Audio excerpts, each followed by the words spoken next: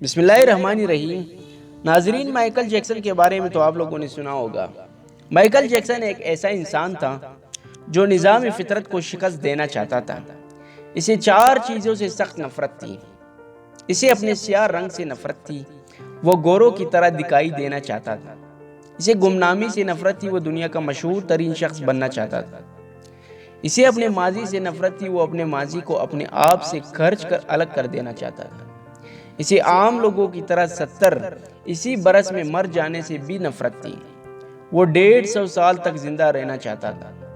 وہ ایک ایسا گلوکار بننا چاہتا تھا جو ایکس کو 50 سال کی عمر میں لاکھوں لوگوں کے سامنے ڈانس کرے، اپنا آخری گانا گائے، 25 سال کی گرل فرینڈ کے ماتھے پر بوسہ دے اور کروڑوں مداحین کی موجودگی میں دنیا سے رخصت ہو جائے۔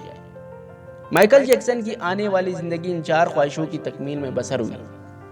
اس نے 1982 میں اپنا دوسرا البم تھرلر لانچ کیا۔ یہ دنیا میں سب سے زیادہ بکنے والا البم تھا۔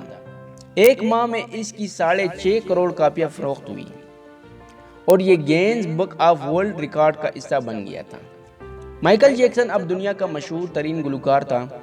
اس نے گمنامی کو شکست دے دی تھی۔ مائیکل نے اس کے بعد اپنی سیاہ جلد کو شکست دینے کا فیصلہ کیا اور پلاسٹک سرجری شروع کرا دی۔ امریکہ اور یورپ کے 55 چوٹی پلاسٹک کے سرجن کی خدمات حاصل کی، یہاں تک کہ 1987 تک مائیکل جیکسن کی ساری شکل و صورت، جلد، نقوش اور حرکات و سکنہ تبدیل گئی۔ سیاہ فام مائیکل جیکسن کی جگہ گورا چٹا اور نسوانی نقوش کا مالک ایک خوبصورت مائیکل جیکسن دنیا کے سامنے آ گیا۔ یوں اس نے اپنی سیاہ رنگت کو بھی شکست دے دی۔ اس کے بعد ماضی کی باری آئی۔ مائیکل جیکسن نے اپنے ماضی سے بھاگنا شروع کرا دیا۔ اس نے اپنے خاندان سے قطع تعلق کر لیا۔ اس نے اپنے ایڈریسز تبدیل کر لیے۔ اس نے کرائے پر گورے ماں باپ حاصل کر لیے اور تمام پرانے دوستوں سے بھی جان چھڑا لی۔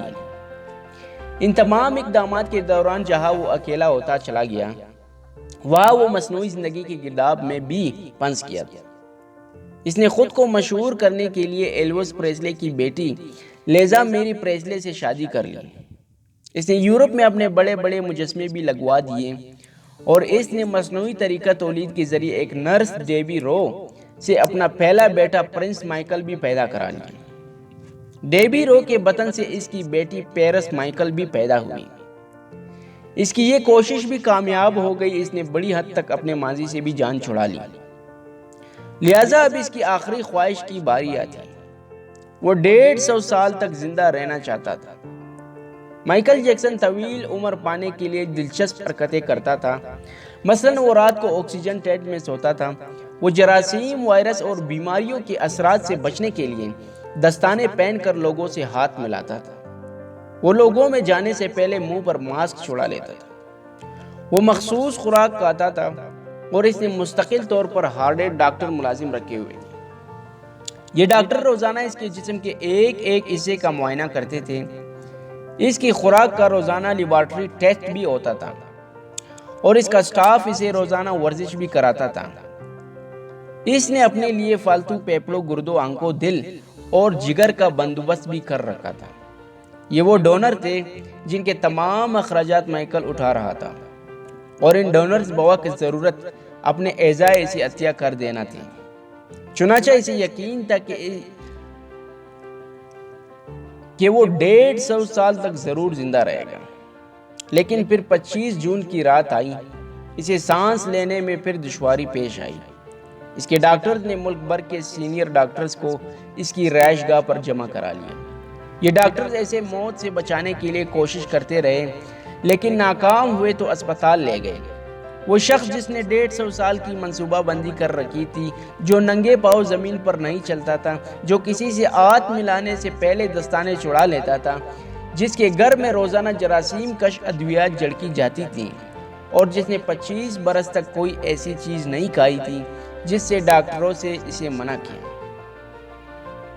وہ شخص صرف 50 سال کی عمر میں اور صرف 30 منٹ میں انتقال کر گیا۔ اس کی روح چٹکی کے دورانیے میں جسم سے پرواز کر گئی۔ مائیکل جیکسن کے انتقال کی خبر گوگل پر 10 منٹ میں 8 لاکھ لوگوں نے پڑھی۔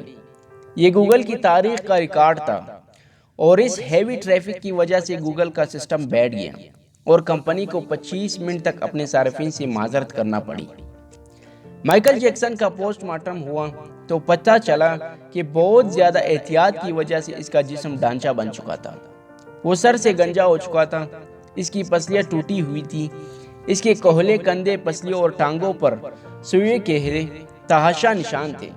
وہ پلاسٹک سرجری کی وجہ سے پین کلرز کا محتاج ہو چکا تھا۔ چنانچہ وہ روزانہ درجنوں انجیکشن لگواتا تھا، لیکن یہ انجیکشنز، یہ احتیاط اور یہ ڈاکٹرز بھی اسے موت سے نہیں بچا سکے، اور وہ ایک دن چپ چاپ اس جہاں سے چلا گیا، اور یوں اس کی آخری خواہش پوری نہ ہو سکی۔ مائیکل جیکسن کی موت ایک اعلان ہے۔ انسان پوری دنیا کو فتح کر سکتا ہے، لیکن وہ اپنے مقدر کو شکست نہیں دے سکتا۔ وہ موت اور اس موت کو لکنے والا ہے، وہ موت اور اس موت کو لکھنے والے کا مقابلہ نہیں کر سکتا۔ چنانچہ کوئی راک سٹار ہو یا فرعون، وہ 2 ٹن مٹی کے بوجھ سے نہیں بچ سکتا، وہ موت کو شکست نہیں دے سکتا۔ لیکن حیرت ہے کہ ہم مائیکل جیکسن کے انجام کے بعد بھی خود کو فولاد کا انسان سمجھ رہے ہیں۔ ہمارا خیال ہے ہم موت کو دھوکہ دے دیں گے، ہم 150 سال تک ضرور زندہ رہیں گے۔ اللہ کریم ہمیں عمل کی توفیق بخشے اور اپنے حفظ و امان میں رکھے، آمین۔